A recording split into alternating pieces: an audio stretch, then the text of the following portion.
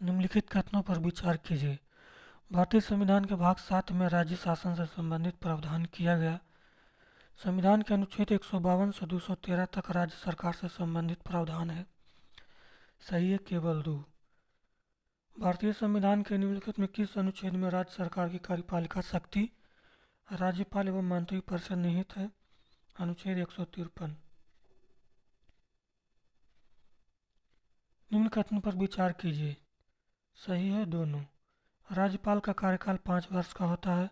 राज्यपाल को अपने पद से राष्ट्रपति द्वारा हटाया जा सकता है। राज्यपाल के संदर्भ में कौन सा कथन सही है? वह भारत का नागरिक होना चाहिए, उसकी आयु 35 वर्ष या अधिक होनी चाहिए, केंद्र या राज्य सरकार के अधीन किसी लाभ के पद पर कार्यरत न हो। राज्यपाल के निम्न में से कौन सा कथन असत्य है? राज्यपाल हमेशा मुख्यमंत्री की सलाह पर कार्य करता है। यह गलत है। राज्यपाल राज्य की कार्यपालिका का प्रधान होता है। राज्यपाल अपना त्यागपत्र राष्ट्रपति को देता है। राज्य जिला न्यायालय के न्यायाधीश की नियुक्ति राज्यपाल करता है। निम्न कथनों पर विचार कीजिए। सही है ये भी दोनों। राष्ट्रपति के समान राज्यपाल के अधीन कोई कूटनीतिक एवं सैन्य शक्ति नहीं है। राज्यपाल को कार्यपालिका, विधायपालिका एवं न्यायिक शक्तियां प्राप्त होती है।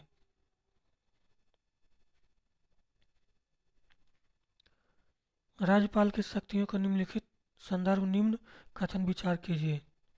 कौन सा कथन सही है? केवल ये। मंत्रिपरिषद के सदस्य व महाधिवक्ता राज्यपाल के पश्चात पर्यंत पद धारण करते हैं। सही है। राज्यपाल आंग्ल भारतीय समुदाय में 2 सदस्य को राज्य विधानसभा में मनोनीत कर सकता है। गलत है।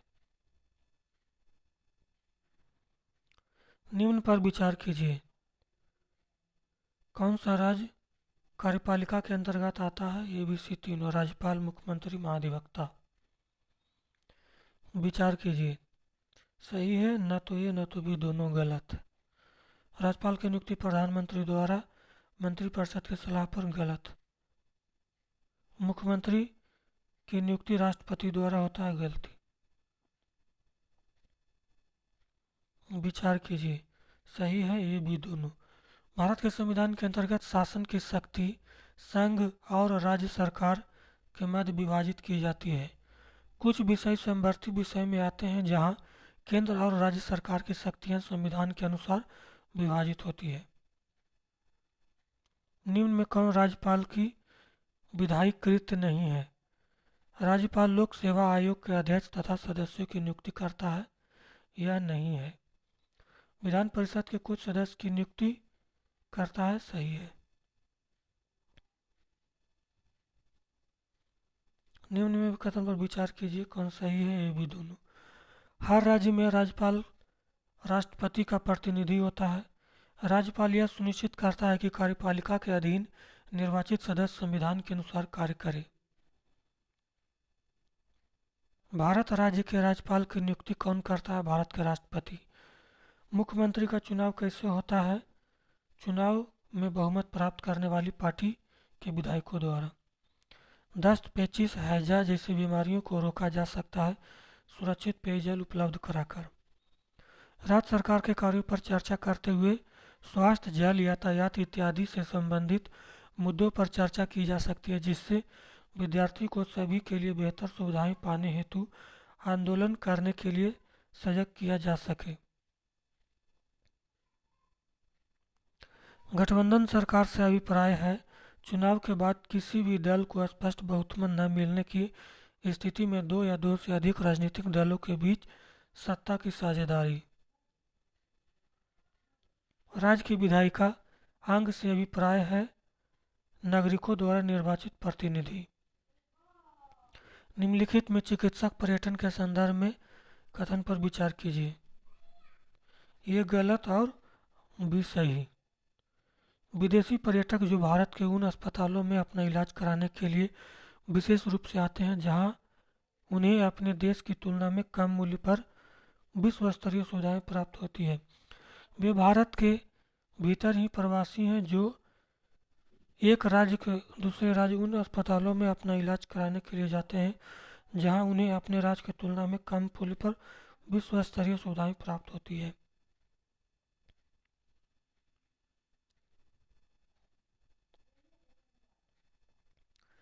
निम्नलिखित में किसका भारत राज्य में पहला नागरिक कहा गया है? राज्यपाल।